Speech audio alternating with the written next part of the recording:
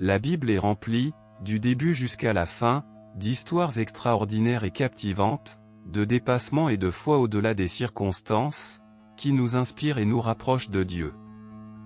Aujourd'hui, nous allons partager une de ces histoires qui se trouve dans le livre de Job, un des livres poétiques de la Bible. En effet, une grande partie de la Bible est écrite en poésie. Job, les psaumes, l'Ecclésiaste, le Cantique des Cantiques, les Proverbes, Ésaïe, Michée et bien d'autres livres sont en grande partie poétiques. La Genèse, l'Exode, Matthieu, les Philippiens et la plupart des autres livres bibliques contiennent également de la poésie. Contrairement à la prose, qui se compose de phrases et de paragraphes, la poésie est constituée de courtes phrases regroupées en strophes. En d'autres termes, la poésie dit beaucoup en utilisant le moins de mots possible. Les parties poétiques de la Bible sont donc particulièrement riches de sens, mais aussi un peu plus difficiles à saisir à la première lecture. En effet, la poésie invite le lecteur à ralentir et à méditer sur le sens du texte. Nous devrions savourer et méditer, et non pas survoler les poèmes de la Bible. Nota bene, à la fin de la vidéo, je vous propose un petit résumé du livre de Job. Job, un homme riche et respecté, habite dans le pays d'Uth. Ses biens sont immenses, des milliers de moutons, de chameaux, de béhufs et d'ânesses. Sa maison résonne des rires de ses 10 enfants, 7 fils et 3 filles qui organisent fréquemment des festins. Mais le cœur de Job n'est pas attaché à ses richesses, il est entièrement dévoué à Dieu. Après chaque festin, il offre des sacrifices pour ses enfants, disant : « Peut-être mes enfants ont-ils péché et maudit Dieu dans leur cœur. » Job chapitre 1, verset 5. Job est un exemple de fidélité, ignorant l'épreuve qui se profile à l'horizon. En une seule journée dévastatrice, la vie de Job bascule. Un serviteur accourt dans sa maison, haletant. Les Sabéens ont attaqué et emporté les béhufs et les ânesses, et ils ont tué les serviteurs. Avant que Job ne puisse réagir, un autre arrive précipitamment. Un feu de Dieu est tombé du ciel, brûlant les moutons et les serviteurs. Un troisième messager surgit. Les Chaldéens ont fait une razzia sur les chameaux et massacré les serviteurs. Puis vient le coup de grâce. Tes fils et tes filles faisaient un festin quand un vent violent a frappé la maison. Elle s'est effondrée, et ils sont tous morts. Dévasté, Job déchire son manteau, se rase la tête, et tombe à terre. Mais au lieu de maudire Dieu, il proclame : « L'Éternel a donné, et l'Éternel a repris, que le nom de l'Éternel soit béni. » Job chapitre 1, verset 21. Dans le conseil céleste, Satan revient pour défier à nouveau Dieu. Touche à sa chair et à ses os, et il te maudira en face. Dieu permet à Satan de frapper Job, mais de préserver sa vie. Peu après, Job est couvert de plaies douloureuses, de la tête aux pieds. Il s'assied dans la poussière, utilisant un tesson pour gratter ses plaies. Sa femme, accablée par la souffrance, lui dit : « Resteras-tu encore intègre ? Maudis Dieu et meurs. » Mais Job lui répond : « Nous recevons de Dieu le bien, et nous ne recevrions pas aussi le mal ? » Job chapitre 2, verset 10. 3 amis Éliphaz, Bildad et Tsophar viennent de loin pour réconforter Job. À la vue de sa souffrance, ils pleurent à haute voix, déchirent leurs vêtements et jettent de la poussière sur leur tête. Pendant 7 jours et 7 nuits, ils restent assis en silence, partageant la douleur de Job. Brisant le silence, Job laisse éclater sa douleur.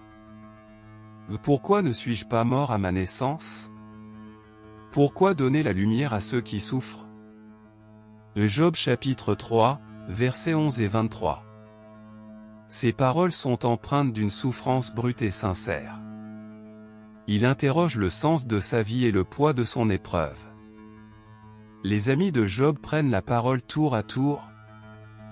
Éliphaz suggère que Job a péché, car Dieu ne punit pas les innocents. Bildad affirme que les enfants de Job ont subi le châtiment de leur faute. Sophar déclare sans détour que Job mérite un châtiment encore plus grand. Mais Job défend son intégrité. Il sait quelle voie j'ai suivie, s'il me mettait à l'épreuve, je sortirais pur comme l'or. Job chapitre 23, verset 10. Enfin, l'Éternel parle du milieu d'un tourbillon. Où étais-tu quand j'ai fondé la terre? Déclare-le, si tu as de l'intelligence.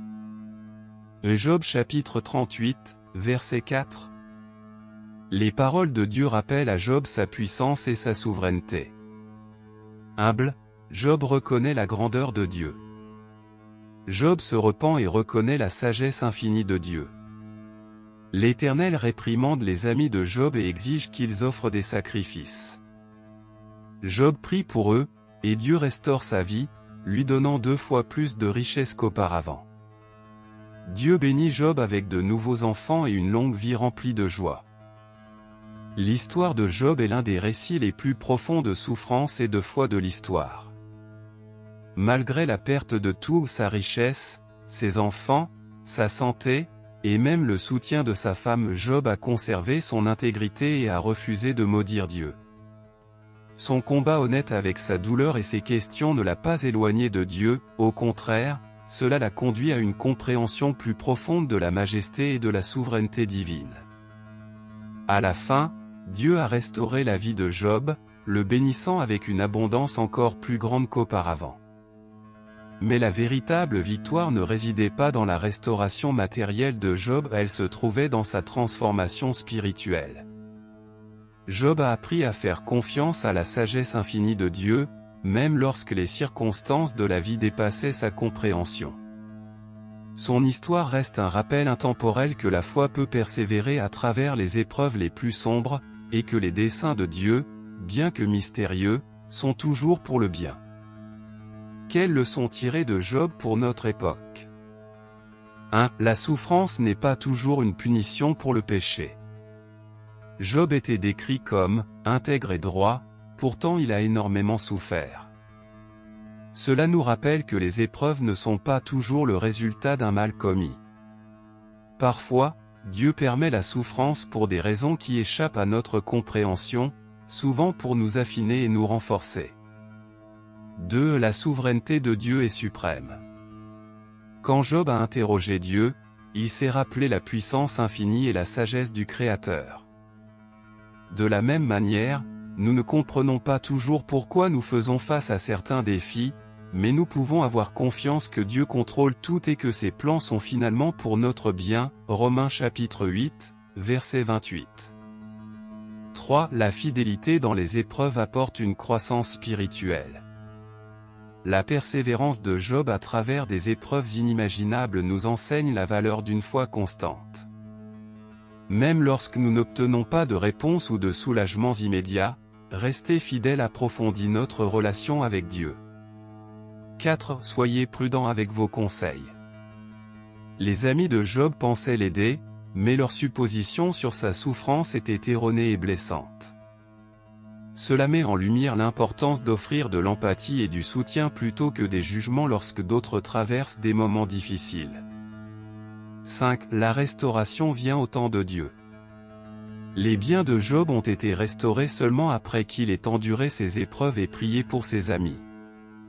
Bien que Dieu ne nous restaure pas toujours matériellement, il promet de renouveler nos esprits et d'apporter une paix et une joie ultime en son temps.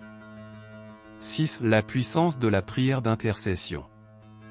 Job a prié pour ses amis, même après leurs paroles dures.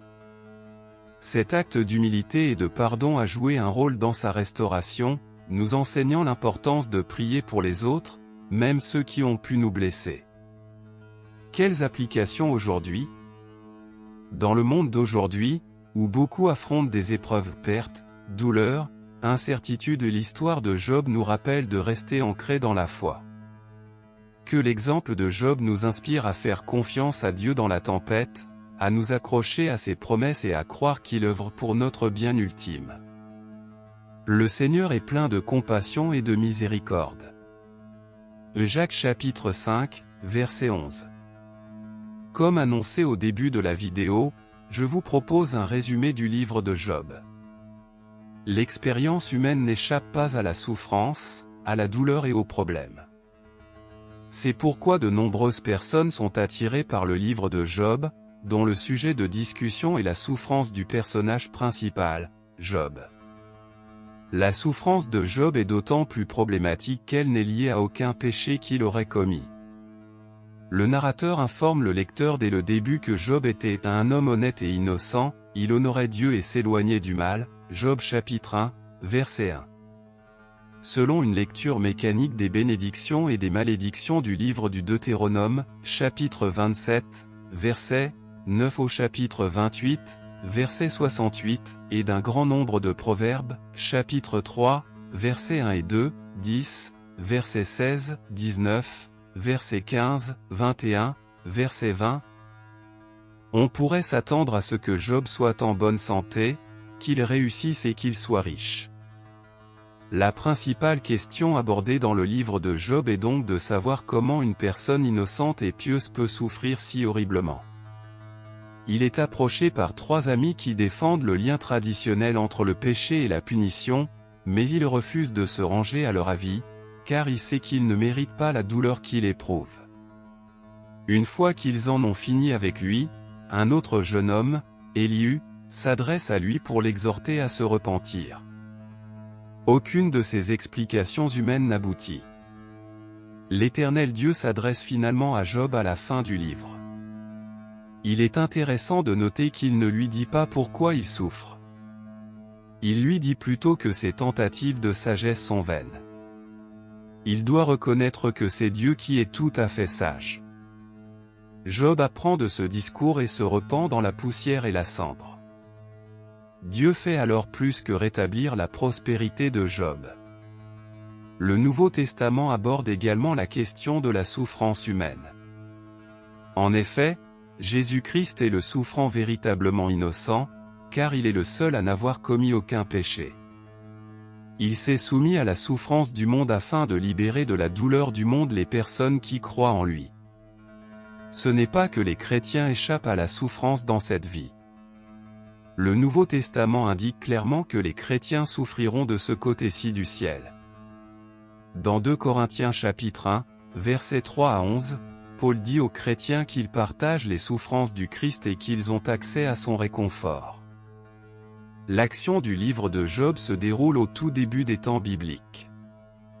Job est originaire du pays d'Uz, qui ne fait pas partie d'Israël.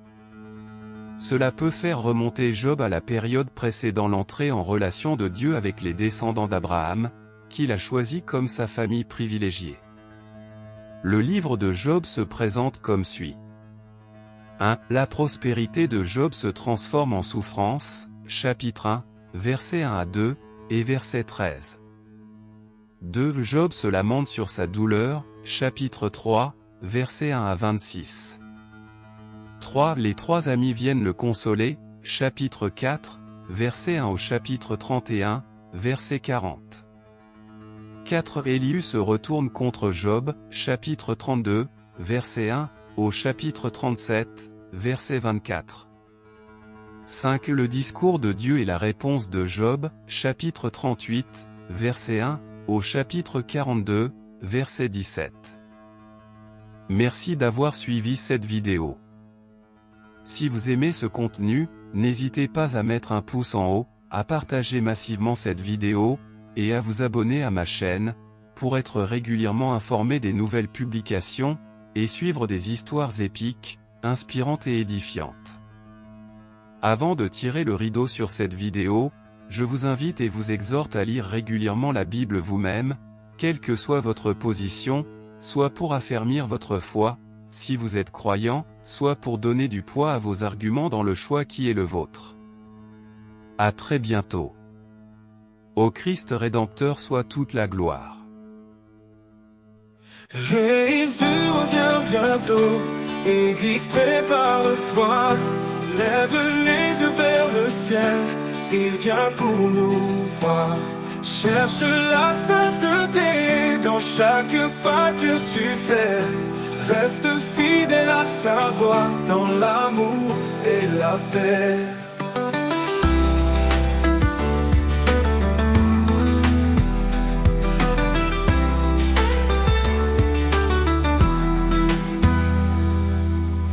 Dans ce monde incertain, où les cœurs sont troublés, rappelle-toi sa promesse, il ne nous abandonnera jamais. Prends le temps de prier, de méditer sa parole. Sa lumière éclaire notre chemin, notre âme s'envole. Jésus revient bientôt, Église prépare-toi. Lève les yeux vers le ciel, il vient pour nous voir. Cherche la sainteté dans chaque pas que tu fais. Reste fidèle à sa voix dans l'amour et la paix.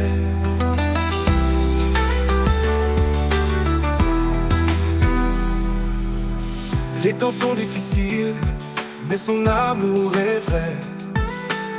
Il nous appelle à marcher dans la foi et l'humilité. Ouvre ton cœur au changement, laisse-le te guider. Dans chaque épreuve de la vie, il est là pour t'aider. Jésus revient bientôt, Église prépare-toi. Lève les yeux vers le ciel, il vient pour nous voir. Cherche la sainteté dans chaque pas que tu fais. Reste fidèle à sa voix dans l'amour et la paix. Quand le jour viendra et que le ciel s'ouvrira, nous serons réunis avec lui pour l'éternité. Alors chantons ensemble, unis dans l'amour divin. Préparons nos cœurs pour son retour sans fin. Jésus revient bientôt, Église prépare-toi. Lève les yeux vers le ciel, il vient pour nous voir. Cherche la sainteté dans chaque pas que tu fais. Reste fidèle à sa voix dans l'amour et la paix. Ces paroles visent à encourager les croyants à se préparer spirituellement pour le retour de Jésus, tout en cultivant une vie de sainteté et d'amour.